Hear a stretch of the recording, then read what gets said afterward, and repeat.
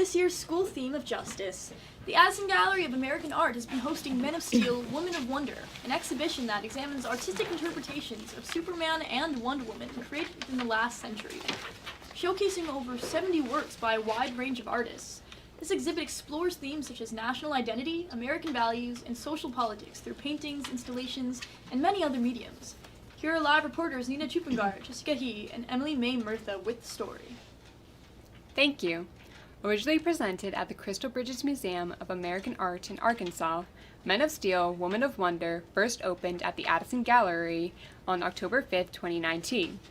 Curated by Judith Dolkart, director of the Addison Gallery of American Art, the exhibit will remain open to the public until January 5th, This year 2020. it happens that just as campus-wide there's a conversation about justice, almost all of the shows at the Addison this year will touch on the theme of social and environmental justice.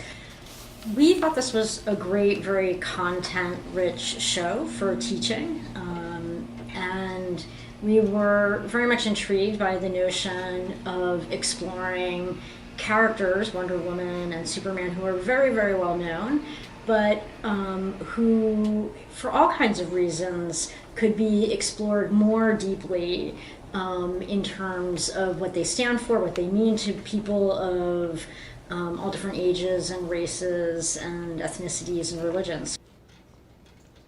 Dolkart hopes that the show will inspire a spirit of curiosity surrounding not only the origins of Superman and Wonder Woman, but the ways in which contemporary artists interpret their pop culture legacies, etc. So there are many things that I love about the show.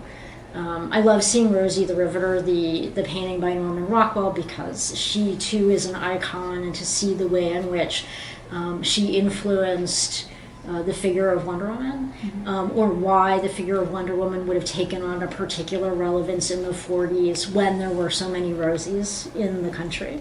And then I love the end of the show, the last room, in which we explore the ways in which the white figure of Superman and Wonder Woman are reimagined, and we see again superheroes in everyday life in different races, different religions. I think that's a really interesting and powerful part of the show.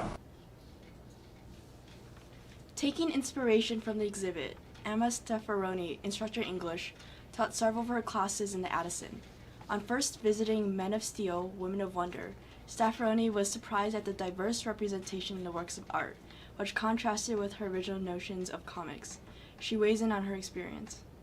When I first heard the name of the exhibit, I was thinking that it was going to be kind of stereotypical, just the idea of Men of Steel, Women of Wonder, like even just the gender binary, men, women, and then I was thinking of like what I know about comics, which is often that it's very much like stereotypes of gender and predominantly white characters. So I was expecting it to kind of align with my ideas about comics, and then when I walked in, I realized that there were so many representations that were being brought forth through the art, and so it totally changed my my thinking about what superhero narratives represent, or who they represent from our society. Along with Stefaroni, other members of the English department have been including the exhibit as part of their curriculum. Ben Rowland, class of 22, recently wrote an essay that compared two works in the exhibit as part of his English 200 class. Rowland agrees that the exhibit was not what he expected, adding that the unique qualities of each art piece allowed viewers to appreciate different commentaries on the role of superheroes in American society. I thought it was really interesting how the different artists brought different interpretations of the superheroes and how they displayed that through their artwork, and how the superheroes as they were displayed in the artworks were very different from the superheroes you would see in comic books or you would normally imagine as a superhero, and also what the differences in the superheroes were trying to say about problems we have in our society right now. Nina Choophungart, Emily-Mae Murtha, And Jessica He report.